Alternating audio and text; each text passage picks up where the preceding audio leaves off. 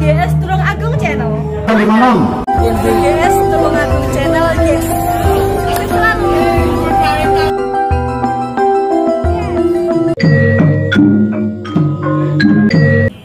Yang terhormat panjenenganipun Bapak Haryono Manggar Jenderal atau Laksamana Muda. Kalau kita apa itu pangkatnya itu Laksamana Muda atau Manggar Jenderal ini bintang 2. Berarti maaf, beliau itu di bawah saya. Sebab saya ini bintang 9, mau NU. Boleh Pak Heri, kemudian di bawah saya, walaupun bintangnya 2. Nggak mana Pak Suki ini kapten itu bawah 3. Enggak, ini Saka, Pak. Orang orang tadi dicampaikan dinamika dasar negara kita, dinamika dasar negara Indonesia Pancasila. Kalau kita membiarkan dinamika atau sejarah berdiri Pancasila itu dimulai pada tanggal 29 Juni 1945 yang diprakarsai oleh Bapak Muhammad Yamin. Setelah itu diprakarsai lagi oleh Insinyur Soekarno pada tanggal 1 Juni 1945. Pada tanggal 22 Juni 45 itu ada Piagam Jakarta yang isinya hampir sama. Tapi yang termaktub di dalam pembukaan UUD 45 adalah Pancasila tanggal 18 Agustus 45. Bagaimana Pancasila yang kita kenal itu ketuhanan yang Maha Esa, kemanusiaan yang adil dan beradab, persatuan Indonesia, kerakyatan yang dipimpin oleh umat dalam kebijaksanaan, musyawarah perwakilan. Yang kelima, keadilan sosial bagi seluruh Indonesia. Tadi saya cukup karena apa? Mas Wawan ini mengatakan 83% dari siswanya itu mengatakan bahwa Pancasila bisa dirubah. 64% orang Islam setuju syariat Islam. Itu jenis wong bro yang bersejarah.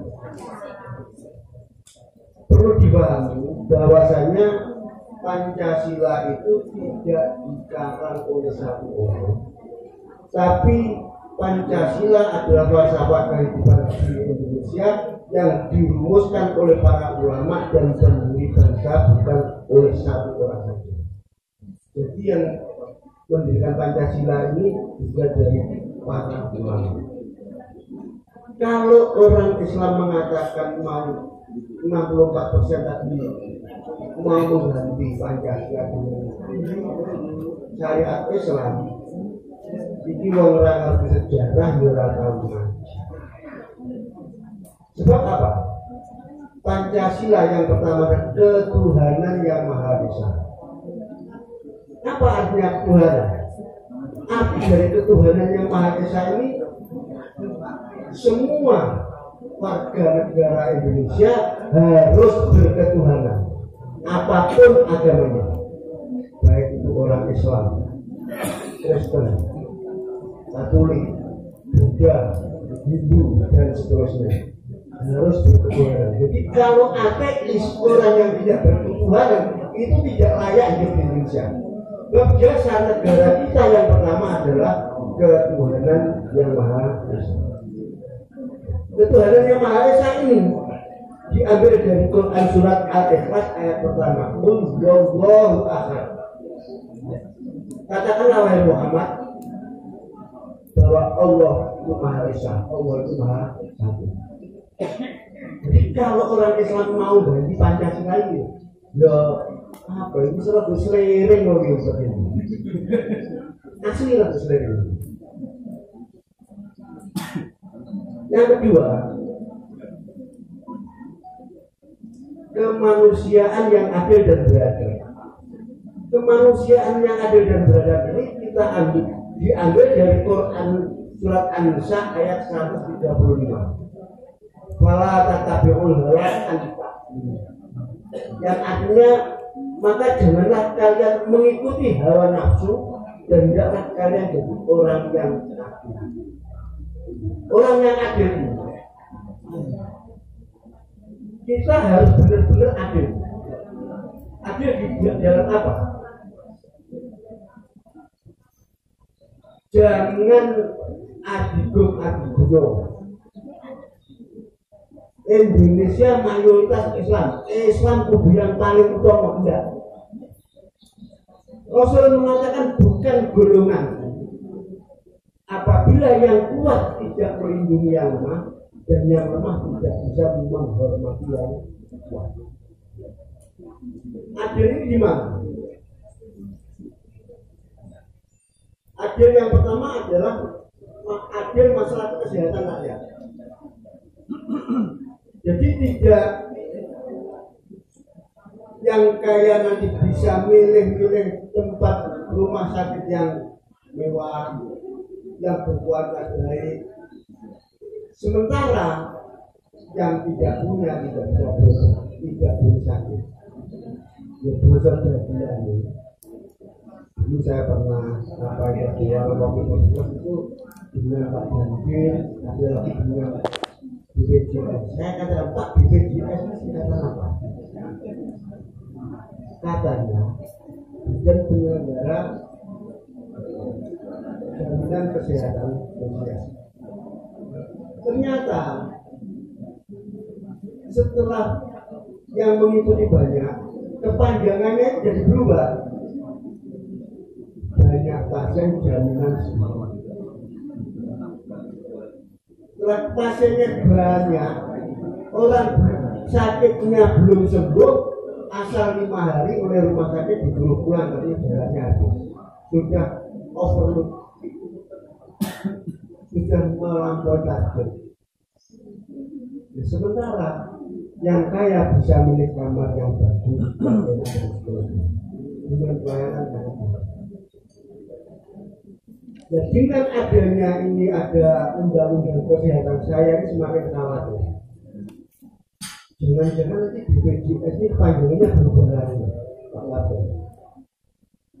Itu apa? Berhubung subsidi pemerintah ini di stop, akhirnya BPJS kepanjangannya jadi bayar penuh jika sakit. Tidak ada bantuan, bila satunya nggak kalau bayar penuh bila sakit. Jadi jika sakit jangan harus bayar penuh. Nah, ini kan kasihan orang-orang yang tidak mampu.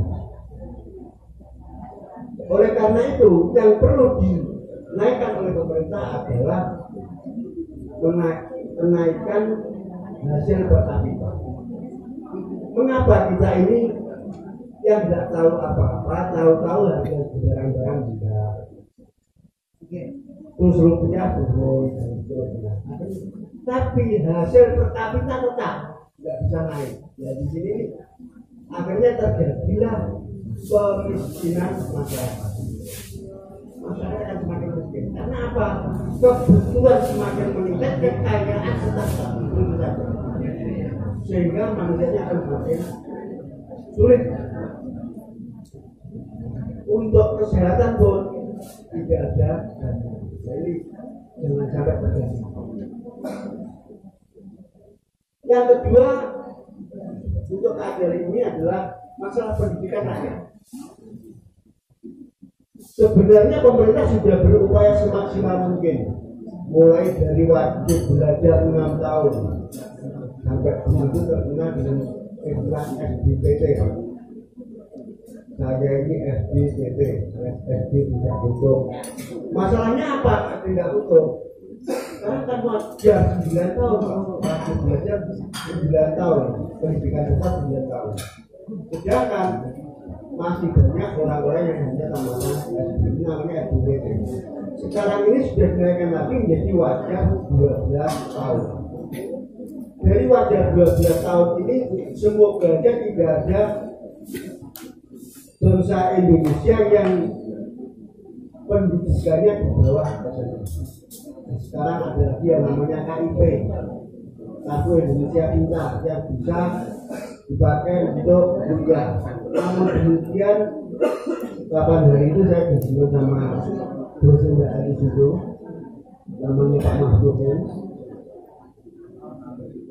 Mahasiswa barunya begini dapat KIP 600. Padahal UKT di 1 sekali 4 juta.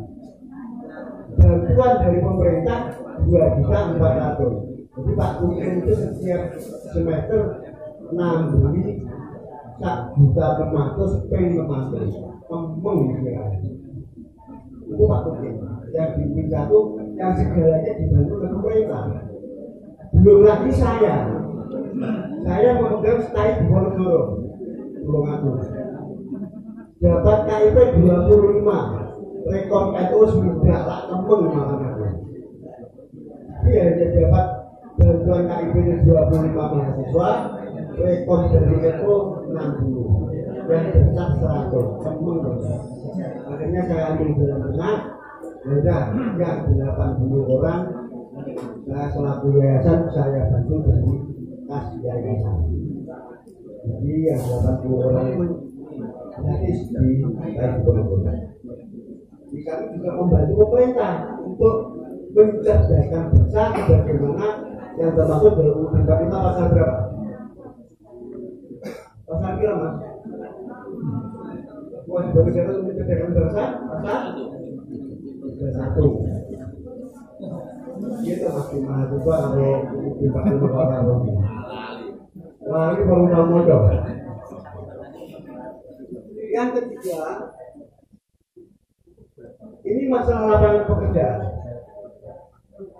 Sekarang ini banyak sekali orang yang sekolahnya tinggi, tapi kita sarjana ini hanya untuk mempermudah mencari mertua, bukan jaminan untuk mencari pekerjaan.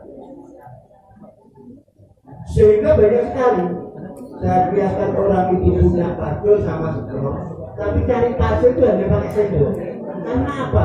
Ilmu yang dia dapatkan tidak bisa untuk mencari pekerjaan. Ada orang.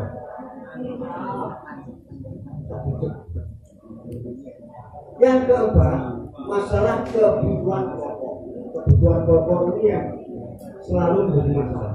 Karena kebutuhan pokok selalu naik, sementara penghasilan tetap. Sehingga rakyat Indonesia itu seperti dimiskinkan. Karena antara pasak dengan tiang yang masih bisa pasak. Yang kelima, masalah penanganan hukum, masalah penegakan hukum. Jadi keadilan itu tidak memandang siapa kamu dan seterusnya. Hukum harus tegak walaupun kami itu akan runtuh. Itu ini masalah keadilan.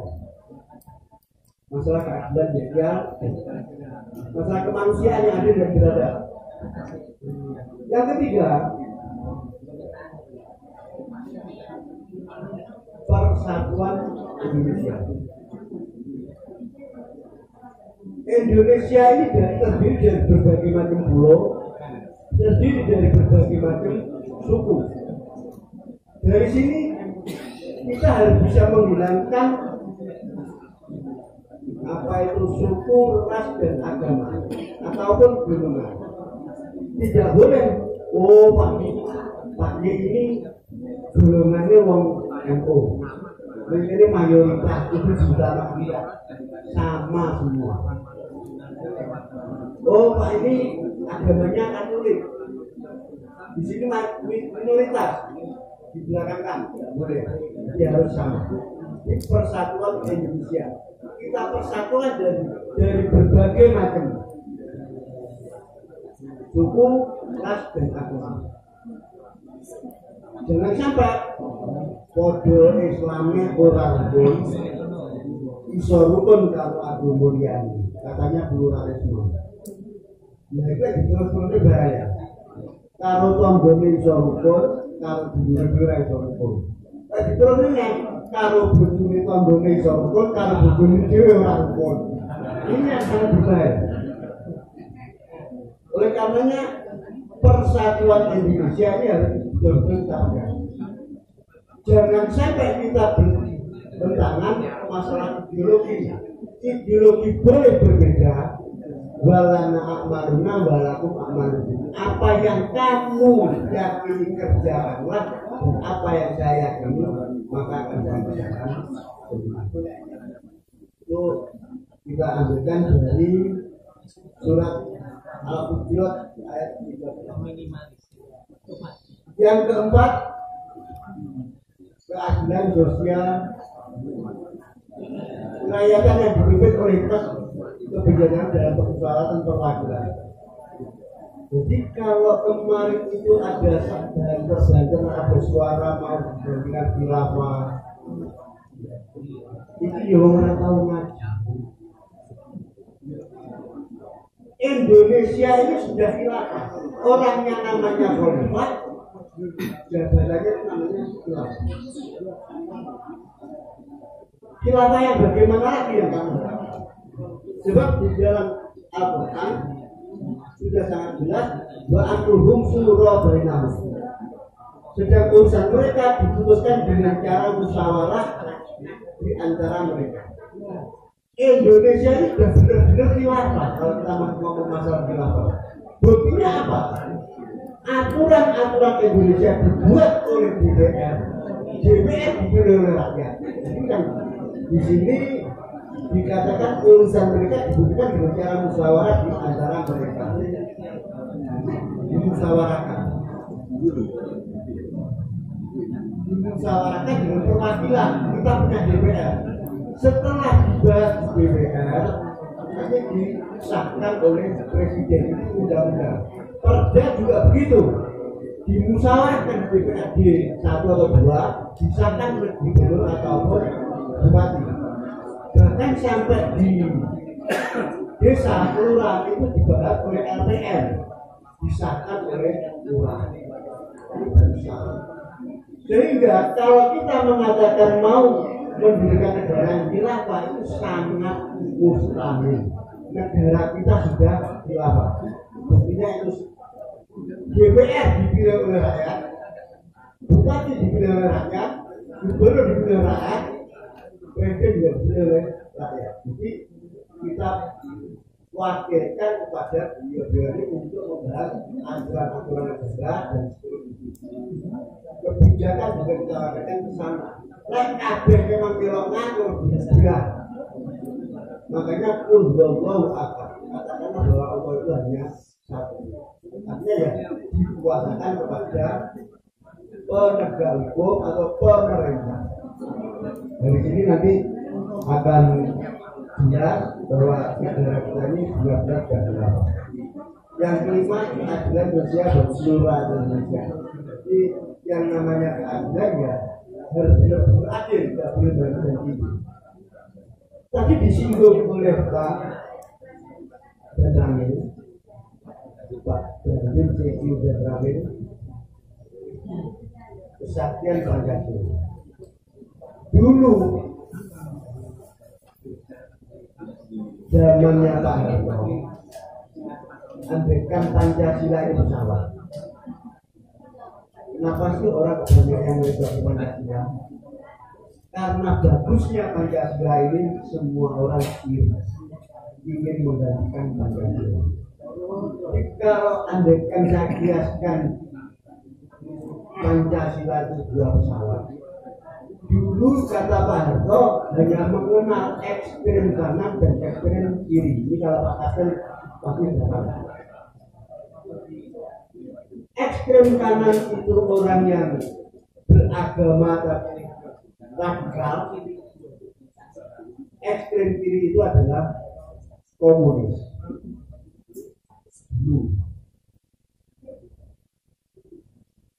Ini sudah dijelaskan oleh Pak Ramil masalah kebijakan komunis.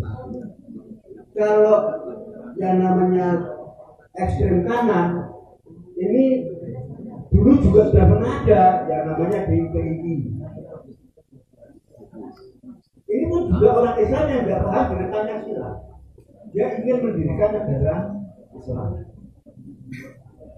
Di Indonesia tidak mungkin didirikan negara Islam. Karena apa? Di Indonesia ini sangat majemuk. Dari semua agama ada, semua suku dan seterusnya. Sehingga kita menggunakan Pancasila ini sudah yang paling. Jadi dulu hanya ekstrem kanan ekstrem kiri. Yang sekarang ini yang mengancam Pancasila itu jauh lebih banyak, bukan hanya ekstrem kanan ekstrem kiri, Pak dan Rami. Dari muka ada, dari belakang ada, dari atas ada, dari bawah ada, dan di tengah-tengah jantungnya Pancasila juga ada yang mengancam. Siapa? Yang dari muka adalah para kapitalis. Jadi kapitalis yang shock itu sehingga rempang bergeger ya karena kapitalis. Indonesia ekonomi morat mas ya karena kapitalis. Ini sudah jelas dari muka kapitalis. Karena kapitalis kena EDW, dia ingin mencari keuntungan yang sebesar-besarnya. Akhirnya dia itu menekan kepada tenaga kerja alias buruh. Yang di belakang itu buruh, kaum buruh. Karena kaum buruh tertekan, akhirnya juga akan bisa berontak. Karena sangat tertekan. Dari kiri komunis, dari kanan radikalis, dari muka adalah kapitalis, dari belakang kaum buruh, dari atas ini aturan untuk undang-undang. Tadi sudah disinggung oleh Mas Wawan masalah RUU HIP tahun 20. Insya Allah dalam rancangan undang-undang pasal 5 Wawan. Saya sudah pernah lihat. Pasal 5 mengatakan bahwa Pancasila itu akan diganti dengan Trisila dan Eka Sila. Itu yang bagaimana? Dasarnya apa? Apalagi dengan Pancasila yang diperingati pada 1 Juni ini sama sekali tidak masuk akal.